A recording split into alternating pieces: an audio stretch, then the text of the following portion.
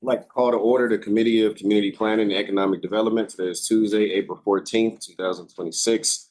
Time is 4 p.m. Start with the first item, which is roll call. I am Julius Oliver, Committee Chairman, and to my left, Pat Kelly, Fifth Ward and Vice Chair. This way. Okay, Adam Benty, Law Department. I don't like this. Is like Australia when you're down. it's bizarre world, man. Easily. Yeah. Philip Shasha, Public Works. Man Kitchen, CPED. Derek McDowell, Mayor. Jonathan Huff, Mayor's Office. Mike David Swolman, Indicator. Jordan Ryan, JEC Management Group. Eric Ryan, JC Management Group. AJ from Santa Cruz Stop. Mo from Santa Cruz Stop. Stephanie Gilchrist, Economic Development. Justin Fralick, Timber Roofing. Steve Baraschek, CPED. John R. Squires, former 7th Ward Councilman. Mary Krupa, 7th Ward. Ian Beniston, YNDC. Rich Harvey, Finance. Kelly Morchak, Zoning. Mike Durkin, Code Enforcement Zoning. Dan O'Brien, The Business Journal. Andy Resnick, Communications. Joe Fritz, Law Department. Marty Bushy, Manchester, Newman and Bennett. Stan Boney, WKBN. Alex Sorrells, WKBN. Michael Newton, WFJ. Valencia Carroll, City Clerk. Okay, under new business, our first bullet point is authorizing the Board of Control, City of Youngstown to enter into an economic development agreement for 3827 Market Street.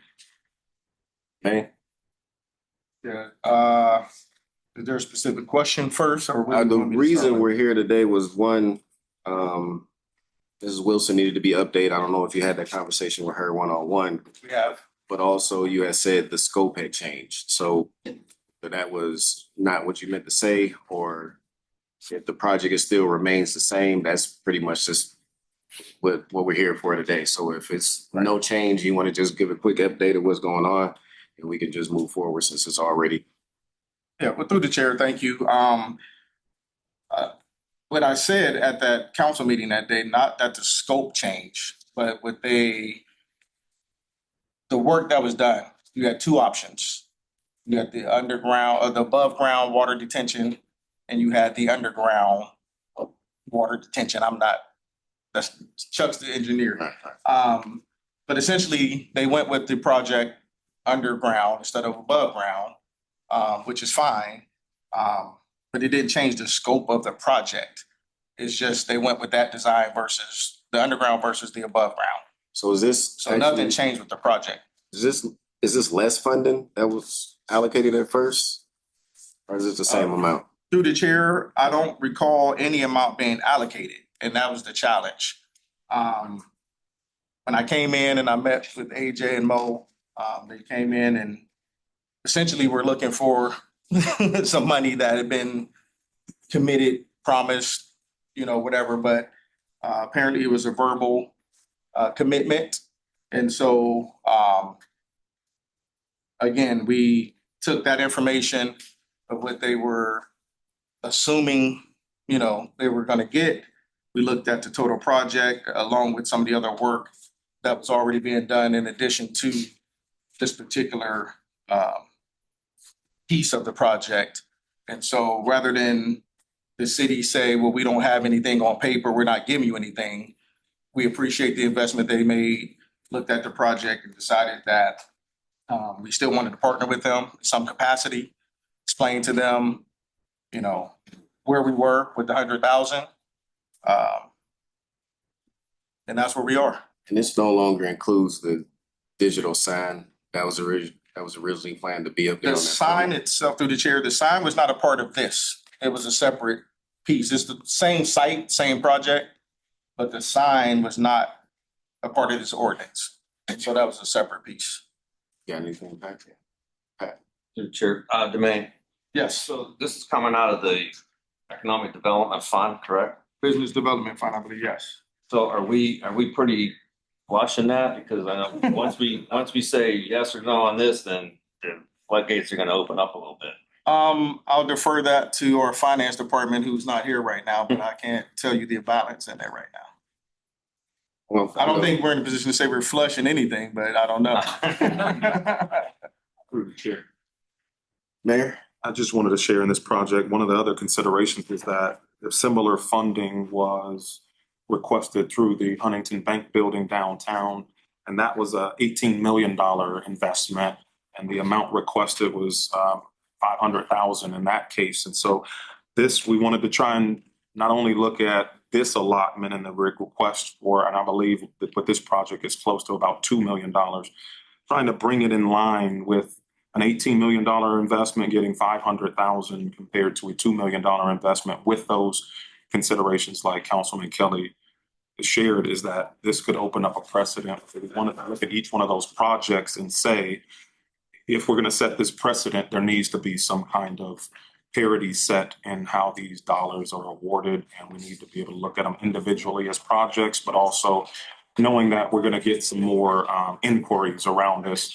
And exactly how much funding is remaining, we'll leave that to Kyle again, but we certainly don't want to overly open up the floodgates. Each one of these projects has a reason why we wanted to partner with these entities. So And no, Mr. Kitchen had stated previously, each development deal is a different deal, different projects. I know when it comes to this project, this is a company that's been in the community for as long as I can remember. Being able to expand and get their own space across the street and improve that corridor is something I definitely support. And if there's no objections from the committee, I don't have a problem with moving it forward. And I don't think any action is required. It's already in the legislative packet. So we don't have to, we need to move it back out of committee. So we'll do that at the end of the meeting. Thank you, Councilman. Thank you.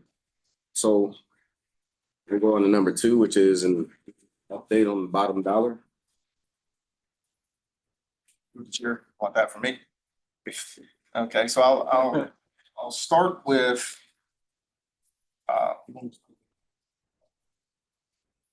yeah, okay. Well, before I chime in, I'll let Adam kind of give us some context and then we'll continue the conversation. Adam? Sure. The only things I wanted to make council aware of was we had conversations towards the end of the Brown administration on this.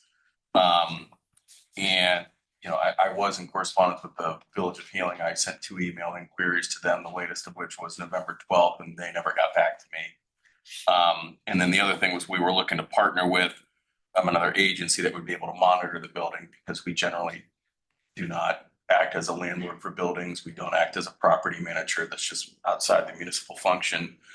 And that kind of fell through. But those 2 factors kind of are what this administration inherited when they came into office. So basically the bottom dollar has no prospects at this point. It's a city-owned building, needs some repair. Do we revisit the Village of Healing? I mean, that space, that money was spent specifically for the Village of Healing, their specs, their requirements, their needs. So do we revisit them at this point with the lease, or is that a dead deal? Through the chair, I don't think anything is dead. What we're looking at is the amount of money that was spent on that building and the amount of money it takes to complete the building. The expenses to complete the building are significant. So if we go down that road and we somehow find this money to do that, then we're in a landlord situation where we have to find tenants who can afford to pay enough rent so that those investments can be recovered over, not eternity, but over a shorter period of time. So nothing is dead, but nothing is definite either. And so I just want to clarify that it's not our position or posture to undo anything that was done. I want to be clear on that. The reality is things were incomplete, and now we're trying to figure out how to either, button them up, move forward, get out of a situation where we're not throwing good money after bad. And so nothing is dead, but nothing is definite. There's a lot of interest in that building. Obviously, we know, Yeah, I know. this past week, there's a lot of interest. And from where I sit, that's a good thing for the city. And so the more options, the more we can weigh and consider. And when we get to that point, obviously we'll come back to council with, the proposals and things of that nature. And, we'll determine what's in the best interest of the city, the taxpayers, and all those involved. But right now, we believe that the cost to complete the renovations on that building and then land a tenant or multiple tenants or whatever that looks like. Again, we don't have a rent structure, we don't have a rent rate. No, there was some talk about a lease agreement. I don't have anything to gauge, these rents by. There's no template. There's nothing on the record right now. Chuck, when we last met, you, myself, Nikki, Carmela Williams, the organization Yo Rock, we were talking something to the tune of $1.5 million to put into the building to complete the rest of it. And I don't think that was even including the roof. There was Village of Hilding, there was Carmela Williams, I forget where Marketplaces was. IDG. IEG, she was in IDG. IDG. She was in the process of raising funds for her project. Yo Rock already had the funds to do their build out and was willing to pay rent. That was the last meeting we had, but there were 3 strong prospects to go in and lease that space. I know Kyle was basically saying we would have to somehow find the $1.5 million, which is the reason why the rents would have had to been kind of significant to be able to cover the roof and be able to cover the additional build out that needed to be done. The lease was supposed to be set for February to be signed. I don't know if anybody ever produced the lease, but the lease was set for February, to my understanding, even in that meeting for Village of Healing to go into that building. Of course, previous administration went out, the new administration came in, and the next thing was Village of Healing wasn't coming. They were going to a new location. I don't know what happened to the Marketplace. Yo Rock is still basically in the process of finding a location. So where was the breakdown? Was it not being able to find the additional funding, or was it just nothing was actually set and ready to go? Is that just me? Councilman, I'm sorry. Anybody can answer that. Okay, no, but I think. But the last meeting I had was Okay. with you, so that's why I'm asking you. Through the chair, I would say, my recollection of that meeting was that there were 2 possible additional tenants. I don't have any recollection or input or involvement in any type of economic development deals that, I don't do that, but I think it was my suggestion that the 2 additional tenants were to secure an architect. And I believe they had one, but then Paul Hagman was architect. okay, but Or we were. I thought the consensus was that since BSHM was the original architects of the Village of Healing space, that maybe that we get involved. And I said that wasn't my call. I think it was something that certainly any architect can do it, obviously, and Paul's more than qualified. But I just said that whoever they were to hire would be on them. And I don't know. That's the last I heard of it. I didn't hear any other plans or movement forward with any type of architectural services for development. So just for the record, there were 3 people ready to go in and lease that space. Moving forward, do we have, let's say the Board of Elections, which is the reason myself and my council colleague Cynthia McWilson were there that day, is there any future plans if the Board of Elections doesn't take this space? It seems like the agreement with the Port Authority to manage it is to fell through. So what are our plans for this building we have? Through the chair. I'm sorry, let the record reflect that Councilman Ray has also joined the meeting and also Councilwoman Turner. Yeah, through the chair, the plan hasn't changed. The plan is to find a end use for the building. It's not our desire to be a landlord, as the law director pointed out, but the plan hasn't changed. The plan is to find the best use for that building. What that looks like, we don't know. There's interest in the building. There's proposals in the public, but there's no proposal that's been submitted. Has anybody reached out from the administration to talk to the tenants that were speaking of going in that space, doing their own build out? Well, law director just pointed out that he reached out, and I don't know what the date was that he reached out, requesting some information from at least the Village of Healing. Again, I don't know that exact date, but, in the time we've been here, I've had one conversation, on a three-way call, just to say, hey, thank you for, nice to meet you type of thing. Thanks for, your willingness to be here. Looking forward to doing something together, but there was no commitments made. There was no, lease agreements discussed. Again, you reference it, but I've yet to see a lease agreement. That's all I can say as far as my office is concerned. So I don't know anything prior to January 1, but Well, I'll just say for the 14th, there's no village lease healing agreement. portion of it, with Youngstown being one of the highest areas for infant mortality, that infant mortality rate being, I think, one of the highest in the entire country. I think it's very important that we do get that organization here in the city of Youngstown to open it up. And I think if the Board of Elections is not taking that space, I think it's ideal for them to go into the space that $1.1 million was spent on, for them to be there, built out for their specs and their needs. So if somebody could reach out and staple this down, I think it's very important to our community health that happens. Mayor? Chair, I just wanted to share that I've begun.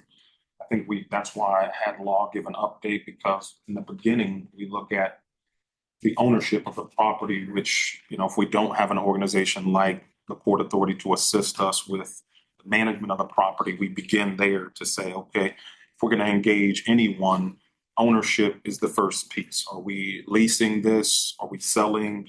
And so I started the road of conversing with folks who were aware of the project.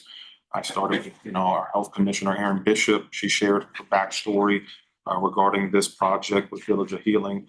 I am intending to reach out to Village of Healing to have a conversation with them, understanding that the dynamics have changed a bit, in that we understood from the previous meetings that they didn't have the capacity, at least at that time, to purchase the building from us. So we'd be back at a lease. I engaged Law to say, how do we enact a lease agreement without an end user like a Port Authority? So we get into a little bit of a stall there.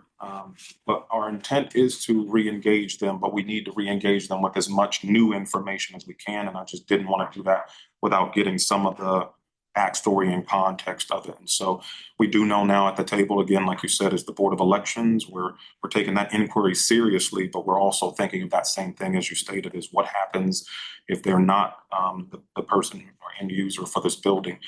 We're back to the ownership, the leasing, who will partner with us to execute a lease agreement, the owner operate this building, or to sell it to an end user. But we are looking at the investment that was made with the Village of Healing in mind for this space, and have not ruled them out. And again, won't leave them even if this isn't the building.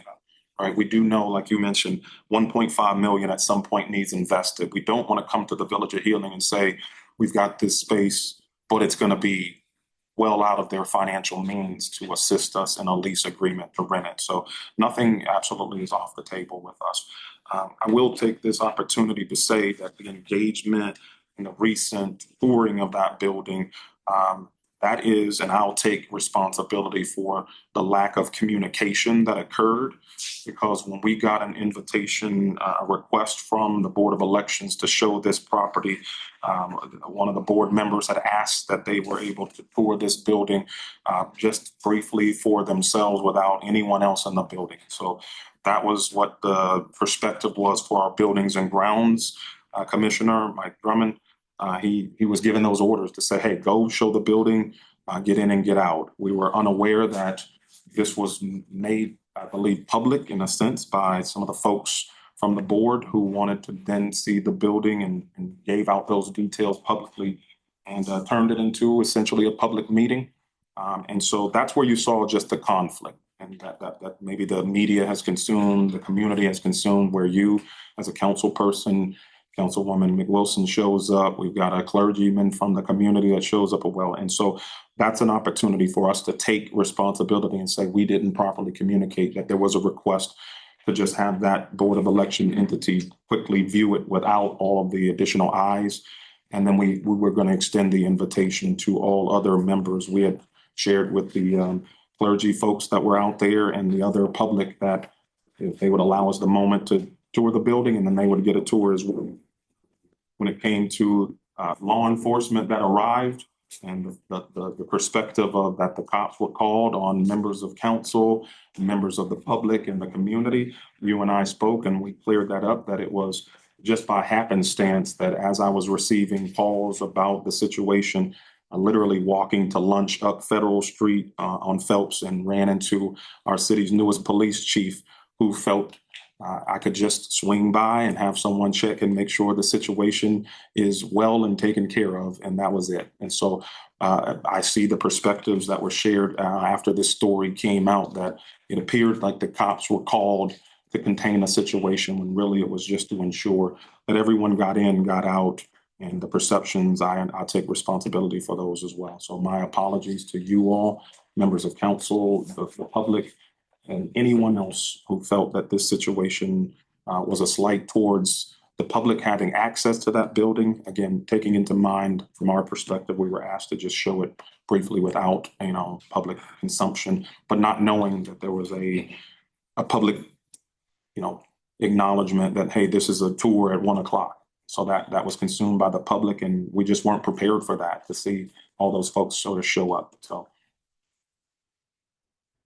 Go before I go, or You somebody? can respond and then.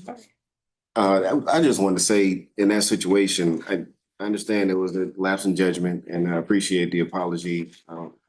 Mrs. McWilson, I don't know. I'm sorry, I came in late. Excuse me for my tardiness. I want to put on the record, Councilwoman McWilson is also here for the record. At the time, knee-jerk reaction, very upset. Paper said expletive. Probably all know what that word was. Just feeling like the police were called on members of the community, clergymen and councilmen. The knee-jerk reaction was absolutely, what in the world is going on? Like, how do anyone send the police for elected officials? And that's not what this meeting is about, but I'm glad you brought it up. I don't think any one of us on council ever wants to feel like we need to be policed when we're trying to do our due diligence and ensuring that what the community needs is what they get. I know it was a lapse in judgment for you not stopping her from sending the cars, even though you didn't call the police on us. It was just a ride by to make sure. But anytime the police ride back by or go anywhere, it's usually because there's a problem. That's the perception. I guess I would call into question the judgment of the police chief to say, what made you feel like you had to send cars by for council people or a clergyman or any member of the community that's at a city-owned building as city officials? And with that being said, I'm expecting that none of our citizens should have to wait any given time for the police to show up for any type of break-ins or any other situations, because that absolutely was not an emergency, but those cops got there quick. So that's all I want to say on that. I appreciate the apology. I understand now, after our conversation, you did not call the police on us, and I appreciate the conversation. I don't know if Ms. McWilson wanted to say anything or. Yeah, I'm sorry, like I said, I'm sorry that I got here late, Mayor. It did seem like we were almost like criminals when we were inside of the building. Well, before we even got inside the building, then, we were not allowed to get into the building. But when we came out of the building, there were the two police officers there, and I won't say harassed, but I was asked several questions like, is everything okay? What's going on here? And I was like, I'm city council. We're here to see this building. The city owns it. So I did feel a certain type of way, and I didn't think that, it was appropriate. Chair, Mayor, I just wanted to clarify that. I'm sorry. As you came in a little bit I'm sorry, later. right, I did come in late. Yeah. Samantha Go ahead. I'm wanted sorry. to- Go ahead. The first thing I was gonna say was with the Village of Healing, I think what we're missing a huge gap of information, and honestly, it's just poor planning all the way across the board just to start. And if you've gone into the building with or without permission, because even us going into the building, we should have permission from the administration. It's not our job to manage the building. right? So you go into the building, you'll see half the building is done, the other half is not. That's poor planning. We've given money to other organizations for them to do build outs that don't have the resources to build out. So that's a lot of poor planning happening. But on top of that, the Village of Hickman not only needed a space, but they also needed $3 million. They also need $1 million every year to operate. And that was maybe a promise or something that was coming from the previous administration. And it's nothing in writing or no ordinances that came across our desk to set that in stone. So this is the purview of this administration to say, yes, Village of Healing, no, Village of Healing. We have all had this conversation from our finance director prior to you getting here that we do not need to be landlords. So taking on the building, renovating the building, that was a large amount of resources that were exhausted for something that we should not have done. So I really do praise the administration for taking a step back to see what we can actually do so that there can actually be a return on investment. And if there's not going to be a return on investment, then what's going to be the best thing for the community at large? But as far as the Village of Healing goes, the cost that went into doing that, that's the cost. Then the cost that they needed to operate for 3 years in order to get their footing. We can't afford to provide that to them. And they have said explicitly that they can't afford to just come here. So to have a conversation, what other options do we have? We do have medical offices in our health department. Maybe we can start something small there and they can do something and fund it slightly out of their Cleveland clinic in order to begin to get a footing and begin to get a fundraising hold down here in this area, because that is a nonprofit organization that needs to be funded privately and could possibly have public funding. So there's more to the story than just the infant mortality. That's extremely important. And believe you me, I have my baby on my living room floor. I know that's what we need to do. But I want to say very clearly that it's not in our purview to make these decisions, and they were made poorly prior to this administration. So now my expectation, as I have said and I've maintained, is that this needs to be done properly. We cannot afford to keep a building. If it's leaking, the roof's leaking, we need to get it off of our roads. Period. Because we have this building that's falling apart and the police department is gonna be in the parking lot next year. So come on. So that's just how I feel. I feel like it was just a lot that happened unnecessarily, but it was a large part of miscommunication, not just for yesterday or the last week, but also before we got to this. That's all. Right, through the chair, I did get Ms. some of the McWilson. cliff notes of the conversation with the building and everything like that. So I do appreciate more explanation from you as well. Adam, what happened with the agreement with the Port Authority? How did that fall apart to manage the property? Through the chair, my recollection is that we entered into an MOU in December and they agreed to take on quite a bit of our properties as kind of a steward for the city. Because to zoom out a little bit, we do not direct sell or direct lease real estate. We do not have that power. The revised code requires us to advertise for bids generally, whether it's leasing or selling. When we get the Port Authority involved, they are able to direct sell and direct lease. They do have that statutory authority. So when they agree, I believe they took on Chilcan, they've become a partner with 20 Federal, they've become a partner with property on Salt Springs Road, they've become a partner with another property on Glenwood, and there's a handful of other ones. I think this one, just because of it being a weird situation, it was just a bridge too far for them. And I don't want to speak for them, but I'm just assuming that's what their thinking was. But I mean, they've obviously been an incredible help to us in agreeing to come on board with a lot of other properties that have been causing us headaches over the years. So. Anything, Stephanie, did you want to add anything to this? I know you were one of the leads on this bottom dollar project. If you don't, it's fine. I'll just move on to the next item. No, through the chair, I would just say what Adam is saying is correct about the Port Authority. It was a lot of back and forth on that particular property. And again, I think it's because, as Samantha stated as well, 3 million additional costs. There was just so many unknown factors that no one kind of wanted to take the risk without anything being insured up for that property. So the port did not agree to that property because there were a lot of things we needed to work out as a city with Village of Hill. So So regardless of the lease or not, it was falling apart anyway. the Right. building, No, the whole deal, the whole, everything, it just seemed like it wasn't gonna happen regardless if there was a lease prepared or not. Through the chair, I can't answer that 100%. I will say that there were just a lot of things that were not, shored up as they should have been. Mike? No, I mean, I do have an appreciation for the amount of work it takes into making any deal come to fruition. I think sometimes we forget that. I mean, in any business venture, entrepreneurs, projects, the planning, I don't know what the exact odds are, but we have to go through how many to get a success. And even when we're trying to develop that, we go through so many leads, and I don't know the exact number. If it's 10% would plan, I'm guessing it's even fewer than that. And then how many projects or deals actually are able to come to fruition. So it's a numbers game.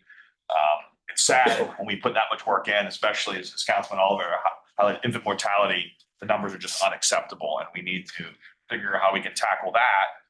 But I think when we make progress, let's keep in mind or keep updating that some of these deals are just until they're actually, pen on paper where they come through, they're less than just floats out there. So let's try to find the next one and move on. Anything else on this item? We can move to the next bullet point. 802 Elm Street renovations. Is anybody here to, oh, Well, Mr. Kitchen? I know Attorney Bushy's here, obviously Councilwoman Turner's here to serve board, but I'll just start by saying my knowledge of the project, when it was presented, spoke with Councilwoman Turner, whose ward this is in. And my understanding is that there was an offer for the developer to present to the community what the project was. I don't know if that invitation was accepted, rejected, ignored, but essentially that has yet to happen. The councilwoman in my conversation was opposed to the project because of the liquor component by the university, so on and so forth, and what the project was represented to be. Of course, I'll let her speak on her own, but as far as my office is concerned and involvement with it, once it was brought to me, I've had several conversations with Attorney Bushy, as well with Councilwoman Turner. But again, it's the councilwoman's prerogative. She extended an invitation. That invitation, I believe, still stands to present the project to the community. And, until that happens and it circles back to my office, we really don't have a lot of involvement in it until it goes through the council channel. Councilwoman Turner? Yeah, so this has been going on for a while. I had not sent any approval through. I spoke with economic development, of course, last term and this term. And then the developer recently, the problem with this is that they would, in order to support the apartments and the money they're putting in their renovation, they need to be able to sell liquor in their corner store. In the city of Youngstown, we have no shortage of corner stores. That's number one. But also number two, we are we're inside of the university. We're right next to the university. We're right across the street from dorms. So when you say corner store, not grocery store, because I was told it was a grocery store. So that may have been what it was told to you as a grocery store, but it's for sure a corner store. So I said, there's gonna be no way that the liquor's gonna pass. One, because the precinct just got voted down dry. It just came through. I mean, they did all the door knocking, did all the paraphernalia, and the precinct still voted the precinct dry. So that's number one. The community does not want that element that those type of stores bring. And it is, again, we have to be better stewards of where we're allowing things to be placed. So I would love for there to be apartments there, but if you can't give me something that is compatible with the current neighborhood, especially since there's been so much investment in that neighborhood, or what is now the eco village, I could not sign off on that and move that forward because I actively work and speak with the residents. Now, my offer still stands. Come third ward meeting, if that's not convenient, I'll set up focus groups, 15 people at a time for you to talk to what you want to talk about and go through. And if there's a yes, I'll sign it. But as of right now, I can tell you based off of every conversation, of being voted down dry, the fact that it is right up against the university and the dorms, it is not a good fit for the neighborhood in its current position. And it's in the information that it has to have this liquor in order to support the amount of investments that is being put in. So I'm a no on that for that reason. Mike? Through the chair, Samantha. Yes. The property across the street that is, Caddy Corner, that is the incubator. Yeah. For a while, there was the Prep Wellness Cafe that operated, and I know at one time they were pursuing a liquor That was it. license. So that was voted down dry. That was, that okay, was, yep. that didn't go through, I That thought didn't they go through. actually had that. Okay. Yeah, that was another like hit. And they did door knocking and everything. Okay, And the precinct still came out, voted it down. well, I think it's, had a lot of good times in that neighborhood in college, so. I just remember a party to those apartments up there when they were renovated the last time. it wasn't dried in. No, it wasn't. Well, I was hoping to hear, the committee could hear from, the developer, but, going off only the word of Councilman Turner, whose ward it is, Mr. Kitchen, I guess the project stays where it's at till you get the information that satisfies. Yeah, through the chair, I don't have a project. No, I understand. Yeah. So we'll move to our next item. Update on Cavelli Center Amphitheater. Mr. Rhines? Through the chair, appreciate you guys having us on. Just a little bit about 2025. Currently, they're finalizing our audit, our external audit that we have every year. One second, Mr. Ryan. If anybody's already presented and has to go, you're free to go. Thank you, Mr. Ryan. So the audit is being finalized as we speak. In 2025, quite honestly, it was our most difficult year financially. We have 17 years straight. We have had financial success.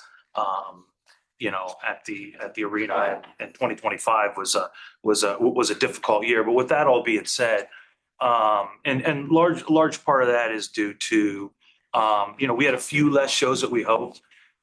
If you've ever heard us talk, or every time that we do financials in the paper, it's our highly attended events is really where we're able to pay for our expenses in a lot of ways. So we had a few less of those than we had hoped, and some of the ones that we had underperformed. But as we move into what we did have 90 events last year, I should say. So that's one event every 4 days.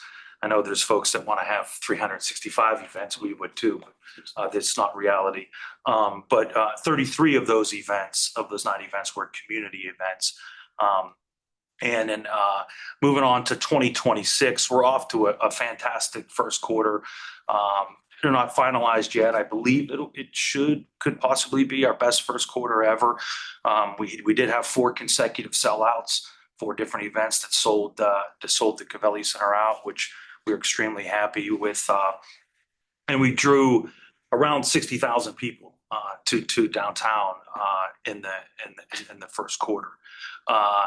Obviously, the second and the third quarter are always difficult. Historically, they're difficult quarters for us, but and especially I have to tell you this year with America 250 is really chewing up a lot of artists. As you could imagine, a lot of cities, municipalities throughout the entire country are doing shows, which is blocking some things that we would like to do. Obviously, we have a celebration for America 250 too. We're excited about that. But we have 57 confirmed events plus 30 hockey games already. So that's 87 events this year. So 2026 is certainly looking up. We have a good fourth quarter.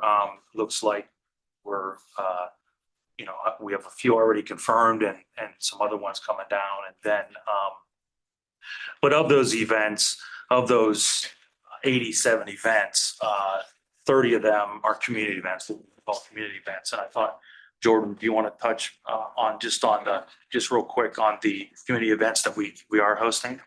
Jordan? Yes, sir. Thank you through the chair. Would you like me to touch on 2025 or 2026?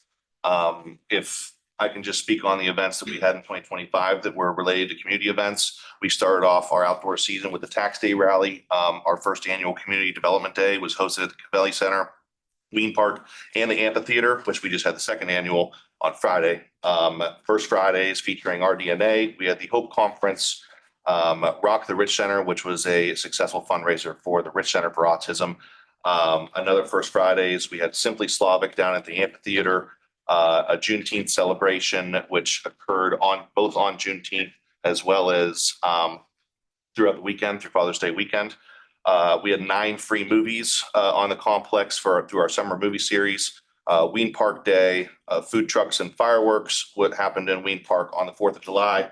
Alta Head Start, Youngstown Wine and Jazz, the African American Male Wellness Walk, Older Adults Days Out, a National Night Out at the amphitheater, Summer Blues and Jams in Ween Park, the Panerathon, which is the largest fundraiser in the Mahoning Valley, annual fundraiser, Grass Overdose Awareness Week, the YMCA Community Cup, the Ola Fest, Oh Wow's Silly Science Sunday, a tire drive put on by the city, hosted in Ween Park, and then finished our last community event was the Nonviolence Rally at the amphitheater. As on top of our revenue generating events as well, of course. So, you guys are JAC is pretty much the only management company I've known since my time of paying attention that's actually run the facilities. And one of the reasons you're here today is to kind of get an understanding of how your contract works and to try to get an understanding of exactly what your mandate is in this position. I know when we first met in 2016, you said the administration tasked you with basically making money. You couldn't lose money for the city.